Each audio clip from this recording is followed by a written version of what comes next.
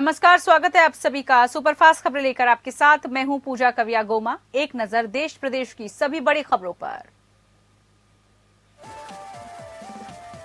संसद के दोनों सदनों में अभी भी गतिरोध बना हुआ है। आज भी संसद में खूब हंगामा देखने को मिला। हंगामे के बाद लोकसभा राज्यसभा की कार्रवाई कल 11 बजे तक के लिए स्थगित कर दी गई है। सांसदों के निलंबन को लेकर आज सुबह संसदीय मंत्री प्रहलाद जोशी ने उन राजनीतिक दलों की बैठक बुलाई, लेकिन विपक्षी दलों ने बैठक में शामिल होने से किया इंकार।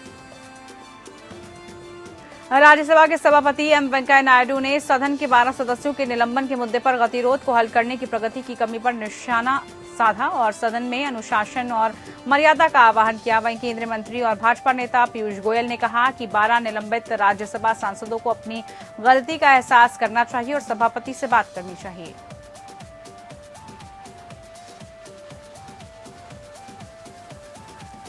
लखीमपुर हिंसा मामले में मुख्य आरोपी आशीष मिश्रा की जमानत याचिका पर आज कोर्ट में सुनवाई हुई। इसके बाद जिला अदालत ने आशीष मिश्रा की जमानत याचिका को खारिज कर दिया। बता दें कि बीते शुक्रवार कोर्ट ने आशीष मिश्रा की दूसरी जमानत याचिका को खारिज कर दिया था, जिसके बाद शनिवार को आशीष मिश्रा की ओर से जिला जज की अदालत में दोबारा जमानत अर्जी दाखिल की गई, जिस पर आज कोर्ट में सुनवाई की गई। दरअसल मामले की जांच कर रही एसआईटी ने बीते दिनों आशीष मिश्रा समेत मामले में शामिल 13 आरोपियों पर गैर इरादतन हत्या की धाराओं को हटाकर सोची समझी साजिश के तहत हत्या की धाराओं को कोर्ट के आदेश पर जोड़ा था। जहां अधिकारी की अर्जी पर सुनवाई करते हुए कोर्ट ने आशीष मिश्रा समेत 13 आरोपियों की रिमांड नई धाराओं के तहत बनाई गई थी। अमृतसर के स्वर्ण मंदिर में हुई लिंचिंग की घटना के एक दिन बाद मुख्यमंत्री चरणजीत सिंह चन्नी ने मंदिर का दौरा किया और शांति की अपील की। उन्होंने लोगों से सभी धर्मों के धार्मिक स्थलों का सम्मान करने को भी कहा। इससे पहले रविवार को पंजाब के डिप्टी सीएम सुखजिंदर सिंह रंधावा ने बताया कि स्वर्ण मंदिर में बेअदबी के मामले में जांच के लिए एसआईटी का गठन किया गया था, जो 2 दिन के अंदर अपनी रिपोर्ट देगी। दरबार साहिब में हुई इस बेअदबी की घटना को उन्होंने बेहद दुर्भाग्यपूर्ण बताया और भरोसा दिलाया कि पुलिस मामले की तह तक जाएगी। डिप्टी सीएम रंधावा ने बताया कि प्राथमिक जांच में सामने आया है कि आरोपी सुबह 11:30 बजे से ही श्री दरबार साहिब के अंदर मौजूद था और घटना के वक्त तक वहीं था। उन्होंने ये भी बताया कि घटना की जांच के लिए सीसीटीवी फुटेज को खंगाला जा रहा है। साथ ही ये भी पता लगाने की कोशिश की जा रही है कि आरोपी कहां से आया था और उसके साथ कौन कौन था। भारतीय जनता पार्टी की सरकार ने अपने ज्यादातर मंत्रियों को यूपी में होने वाले चुनाव के लिए उतार दिया है और राज्य में लगातार विकास योजनाओं का उद्घाटन किया जा रहा है। नई योजनाओं का शिलान्यास किया जा रहा है। वहीं इसी क्रम में आज केंद्रीय परिवहन मंत्री नितिन गडकरी पूर्वी उत्तर प्रदेश के जौनपुर में 573 करोड़ 36 लाख रुपए की परियोजनाओं का उद्घाटन शिलान्यास किया। राज्य के सीएम योगी आदित्यनाथ ने भी इस मौके पर मौजूद रहे राज्य की योजनाओं का तोहफा दिया। भारत में ओमिक्रॉन केस लगातार बढ़ रहे हैं। दिल्ली में बढ़ते कोरोना केसों ने एक बार फिर से खतरे की घंटी बजा दी है। एक्सपर्ट चेतावनी भी दे रहे हैं, लेकिन लोग अब भी लापरवाह नजर बनाए हुए हैं। एम्स प्रमुख डॉक्टर रणदीप गुलेरिया ने ओमिक्रॉन के बढ़ते मामलों के बीच चेतावनी दी है। उन्होंने कहा कि देश को किसी भी हालात का सामना करने के लिए तैयार रहना चाहिए। रणदीप गुलेरिया ने कहा कि हमें तैयारी करनी होगी और उम्मीद करनी चाहिए कि यहाँ हालात उतने खराब ना हो जितने यूके में हुए थे। हमें और डेटा की जरूरत है। जब भी दुनिया में केस बढ़ेंगे तो हमें बहुत निगरानी रखने की जरूरत है और उसके हिसाब से तैयारी करने की भी। दरअसल दिल्ली में कल कोरोना के 107 केस सामने आए थे। संक्रमण दर 0.17 पर पहुंच गई थी। ये बीते 6 महीनों में सबसे ज्यादा है। वहीं देश में ओमिक्रॉन केस बढ़कर 150 के पार पहुंच गए। बीते 24 घंटे में पूरे देश में कोरोना के 6,563 नए मामले सामने आए हैं और 132 मरीजों की मौत हो गई। दिल्ली में कोरोना संक्रमण की दर 0.17% हो गई है। इससे पहले जून में ये दर 0.19% रह गई थी। आंकड़ों के मुताबिक दिल्ली में कोरोना पॉजिटिव मरीजों की संख्या 540 हो गई है। इनमें से 255 संक्रमित होम आइसोलेशन में हैं और 50 डिस्चार्ज हो गए हैं। वहीं पूरा उत्तर भारत शीतलहर की चपेट में है। राजधानी दिल्ली में रविवार को इस मौसम का सबसे ठंडा दिन रहा। कश्मीर, हिमाचल और उत्तराखंड जैसे पहाड़ी राज्य ही नहीं बल्कि राजस्थान और एमपी भी कड़ाके की ठंड से बेहाल हैं। आने वाले 3 दिनों तक राहत मिलने के आसार नहीं है। पहाड़ों पर जमकर बर्फबारी हो रही है और पिछले सारे रिकॉर्ड टूट गए हैं। 19 दिसंबर की रात को दिल्ली में 3.4 डिग्री तापमान दर्ज किया गया। उत्तर प्रदेश में भी ठंड ने पूरी तरह से दस्तक दे दी है। यही कारण है कि प्रदेश के कई जिलों में शीतलहर चल रही है और इसी बीच बर्फीली हवाओं के चलने की वजह से मौसम विभाग ने 3 दिनों के लिए येलो अलर्ट जारी किया। आने वाले दिनों में और जोरदार ठंड पड़ने की संभावना। दूसरी तरफ ठंड लगने से चित्रकूट, फतेहपुर और उन्नाव में एक मौत भी हो चुकी है।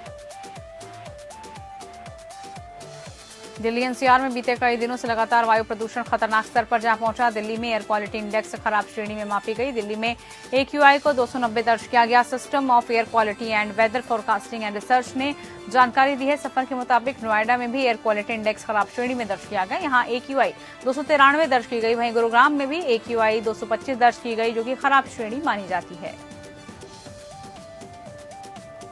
राजधानी लखनऊ के सरोजनी नगर विधानसभा क्षेत्र के मातृशक्ति सम्मेलन का आयोजन किया गया। इस मौके पर कार्यक्रम की आयोजनकर्ता और योगी सरकार में महिला कल्याण एवं बाल विकास मंत्री स्वाति सिंह ने कहा, एक महिला होने के कारण वो हर नारी का दर्द समझती हैं। मातृशक्ति सम्मेलन के दौरान स्वाति सिंह ने 15,000 महिलाओं को साड़ी, सैनिटरी पैड और अन्य चीजें प्रदान की और उनका सम्मान भी किया। इधर महिला ग्राम प्रधान और खिलाड़ियों समेत अपने अपने क्षेत्र में उपलब्धियां हासिल कर चुकी तमाम महिलाओं को सम्मानित किया गया। कानपुर देहात पुलिस को बड़ी कामयाबी हाथ लगी है। पुलिस के हत्थे लगा इनानिया और वांछित अपराधी। गौरतलब हो कि पकड़ा गया अपराधी कुछ दिनों पहले जिला जेल से न्यायालय में आए पेशी के दौरान फरार हो गया था, जिसके बाद से जिले की पुलिस अधीक्षक ने पुलिस टीमों को इस अपराधी को गिरफ्तार करने का आदेश दिया था। चेकिंग के दौरान स्वाट टीम और अकबरपुर पुलिस ने फरार अपराधी को गिरफ्तार किया। राज्यसभा सांसद राकेश सिन्हा का बड़ा बयान सामने आया। उन्होंने अपने बयान में कहा कि राहुल गांधी देश को बताएं वंदे मातरम राष्ट्रगीत है या राष्ट्रगान है, और अखिलेश यादव पर भी तंज कसते हुए नहीं चूके। कहा कि मोदी जी काशी में पिंडदान करने आए थे। 2014 के बाद हम निर्माण का इतिहास पढ़ रहे हैं, पहले योग विध्वंसकारियों को पढ़ते थे। बिजनौर में यूपी के डिप्टी सीएम केशव प्रसाद मौर्य और केंद्रीय सड़क परिवहन मंत्री नितिन गडकरी और केंद्रीय मंत्री संजीव बालियान ने जन विश्वास यात्रा का शुभारंभ बिजनौर से किया। जन विश्वास यात्रा के लिए तैयार किए गए रथ को दुल्हन की तरह सजाया गया। महात्मा विदुर की पावन धरती पर उसका पूजन हुआ और एक विशाल जनसभा को संबोधित किया गया। मामला अलीगढ़ शहर के कांग्रेस कार्यालय का है। चुनाव से पहले सामने आई कांग्रेस की कलह। 2 भावी प्रत्याशियों में टिकट को लेकर जमकर हुई कहासुनी। 2022 से पहले कांग्रेस कार्यालय पर फूटा कलह का बम, तो वहीं एक महिला ने दूसरी महिला प्रत्याशी पर बाहरी होने का आरोप लगाया, जिसके बाद हाई वोल्टेज ड्रामा हुआ। प्रयागराज विकास प्राधिकरण की ओर से बनाई जा रही अलकनंदा अपार्टमेंट में काम करने वाले मजदूरों के साथ हुआ हादसा। अपार्टमेंट में ईंट से लेकर आई पिकअप गाड़ी का ड्राइवर शराब के नशे में धुत बताया गया। 3 वर्षीय बच्ची खेल रही थी वहां पर, जिस दौरान पिकअप ड्राइवर ने बच्ची पर गाड़ी चढ़ा दी और जिसकी वजह से बच्ची की मौके पर ही मौत हो गई। सूचना पर पहुंची पुलिस ने पिकअप गाड़ी को कब्जे में लेते हुए शव का पोस्टमार्टम करवाया। स्वतंत्रता संग्राम आंदोलन में काकोरी कांड के नायक पंडित राम प्रसाद बिस्मिल जी के शहादत दिवस में गोरखपुर सेंट्रल जेल में श्रद्धांजलि सभा एवं बलिदान मेले का आयोजन हुआ। पंडित राम प्रसाद बिस्मिल स्वतंत्रता आंदोलन की क्रांतिकारी धारा के प्रमुख सेनानी थे, जिन्होंने 30 वर्ष की आयु में ब्रिटिश सरकार ने फांसी दे दी थी। सांसद रवि किशन समेत गोरखपुर की जनता ने भी गोरखपुर जिला जेल पहुंचकर पंडित राम प्रसाद बिस्मिल जी को श्रद्धांजलि अर्पित की। मामला कुरारा थाना क्षेत्र के बेरी का है। जिला प्रशासन ने अवैध खनन पर बड़ी कार्रवाई की है। एसडीएम सदर और सीओ सदर की संयुक्त टीम के द्वारा हुई कार्रवाई। अवैध खनन में संलिप्त 9 पॉकलैंड मशीनों को किया गया सीज। बड़े पैमाने में किया जा रहा था मोरंग का अवैध खनन। प्रतिबंधित मशीनों से नदी में निकाली जा रही थी मोरंग। प्रयागराज में अमर शहीद चंद्रशेखर आजाद और शहीद आजम सरदार भगत सिंह स्मारक समिति की ओर से काकोरी कांड के बलिदानों को चंद्रशेखर आजाद पार्क में भावपूर्ण स्मरण किया गया। इस मौके पर आयोजित श्रद्धांजलि सभा में मुख्य अतिथि के तौर पर अपर आयुक्त मार्तंड प्रताप सिंह और विशिष्ट अतिथि पूर्व मंत्री नरेंद्र कुमार सिंह गौर पहुंचे। साथ ही ठाकुर सेशन सिंह, राम प्रसाद बिस्मिल और अशफाक उल्ला खान के चित्र पर माल्यार्पण कर अमर बलिदानों के त्याग को याद किया गया। उत्तर प्रदेश के अमरोहा में प्रेस वार्ता के दौरान कांग्रेस पार्टी के प्रदेश महासचिव सचिन चौधरी ने विवादित बयान दिया। लड़कियों की शादी की उम्र 21 साल किए जाने के प्रस्ताव पर सांसद एसटी हसन, सांसद शफीक उर रहमान वर्क ने बयान पर उन्हें मानसिक रूप से दिवालिया कहा। साथ ही ओवैसी को बीजेपी का चमचा बताया। बलिया में जन विश्वास यात्रा का शुभारंभ करने आए मध्य प्रदेश के मुख्यमंत्री शिवराज सिंह चौहान ने मंच से बोलते हुए कहा कि कांग्रेस ने और दूसरे लोगों ने आजादी का इतिहास ही गलत पढ़ाया है। जब आजादी का इतिहास पढ़ाया गया तो केवल एक ही बात को पढ़ाया गया, हिंदुस्तान को आजादी गांधी जी, पंडित नेहरू और इंदिरा गांधी ने दिलाई। हम गांधी के योगदान को अस्वीकार नहीं करते, लेकिन वो मंगल पांडे, उधम सिंह, चंद्रशेखर आजाद और वीर सावरकर को भूल गए हैं। सभा को संबोधित करने के दौरान शिवराज सिंह चौहान ने जन विश्वास रथ यात्रा को हरी झंडी दिखाई।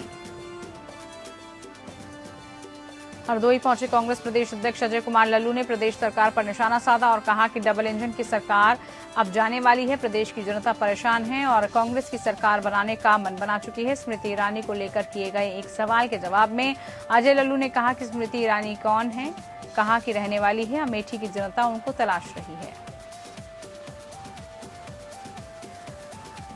फरीदाबाद में सपा अध्यक्ष ओम प्रकाश राजभर की मंच भरा भरा कर टूट गया। मंच टूटने से अफरा तफरी का माहौल रहा, कई नेता बाल बाल बचे। मंच का आधा हिस्सा पूरी तरह से टूट गया। मंच पर मौजूद सपा और सुबह सपा नेताओं ने जैसे तैसे इधर उधर जाकर अपनी जानें बचाई। इस दौरान अव्यवस्थित करने के लिए पूर्व दर्जा मंत्री अरविंद राजभर ने माइक संभाला। सपा अध्यक्ष ओम प्रकाश राजभर ने मंच के एक कोने पर खड़े होकर भाषण दिया।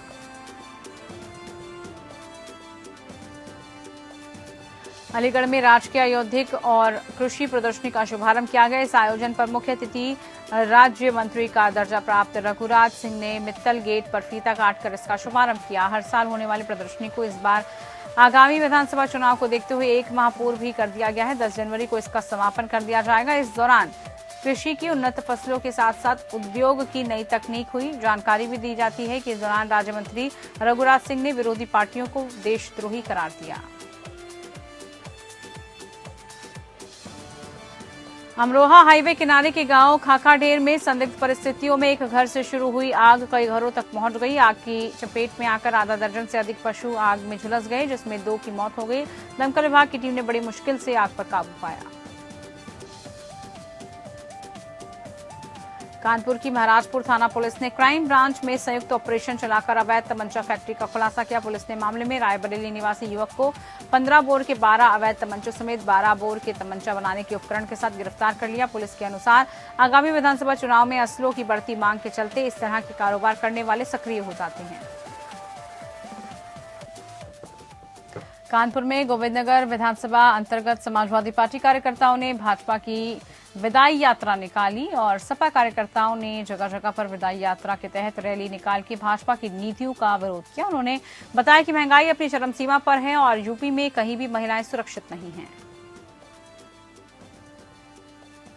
यूपी के पीलीभीत जनपद के थाना जहानाबाद क्षेत्र में स्थित गांव में घर के बाहर खेलने गई 5 वर्षीय नाबालिग बच्ची को गांव के दरिंदे युवक ने अपनी हवस का शिकार बना डाला।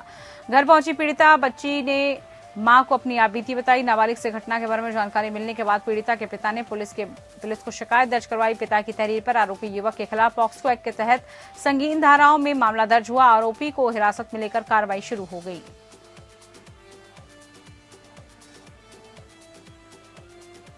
यूपी के पीलीभीत जनपद में जिलाधिकारी पुलकित खरे के निर्देशन में जनपद ने विश्व की सबसे लंबी बांसुरी का रिकॉर्ड बनाया।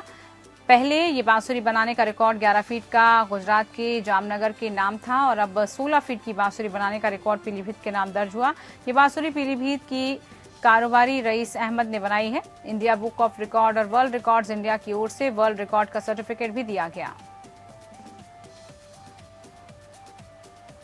आगामी विधानसभा चुनाव के मद्देनजर भाजपा के राष्ट्रीय अध्यक्ष जगत प्रकाश नड्डा और केंद्रीय मंत्री धर्मेंद्र प्रधान ने अम्बेडकर नगर में पहुंचकर एक विशाल जनसभा को संबोधित करने के बाद जन विश्वास यात्रा को रवाना किया। जनसभा को संबोधित करते हुए जहां प्रदेश में केंद्र प्रदेश सरकार के द्वारा कराए गए विकास कार्यों और जनोपयोगी योजनाओं के बारे में बताया।